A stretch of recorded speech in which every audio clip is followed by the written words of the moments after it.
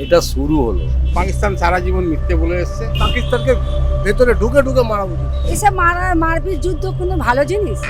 সব সরকারি মিলি ভগত আছে। অনেক বছর হয়ে গেল এইভাবে, আর ভালো লাগছে না। যা সৃষ্টি আছে তার ধ্বংস আছে। এটা শুরু হলো, এখন বাকি আছে অনেক, এখন চলবে।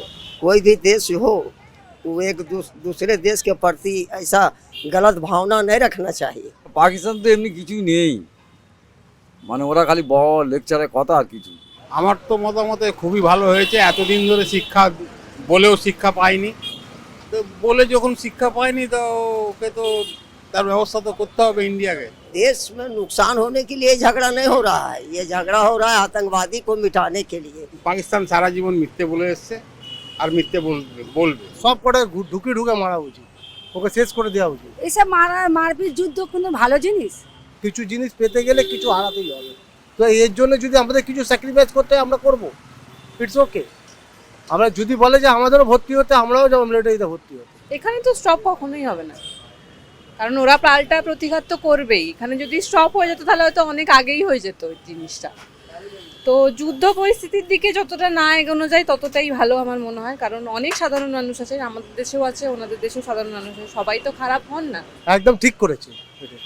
ওই যে ট্রেনে মানে আতাকিন স্থানগুলো একদম উড়িয়ে দিয়েছে, ভালো করেছে।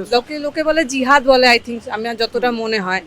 তো ধর্ম নিয়ে একে অপরকে ধর্মকে রেসপেক্ট করতে জানতে হবে। সব আমরা মিলে মিশে থাকি, তো বেঙ্গলি আছে, এখানে নেপালি আছে, খ্রিস্টান আছে, পাঞ্জাবি বি আছে। আমরা মডার্ন কোনো দিনই হই না।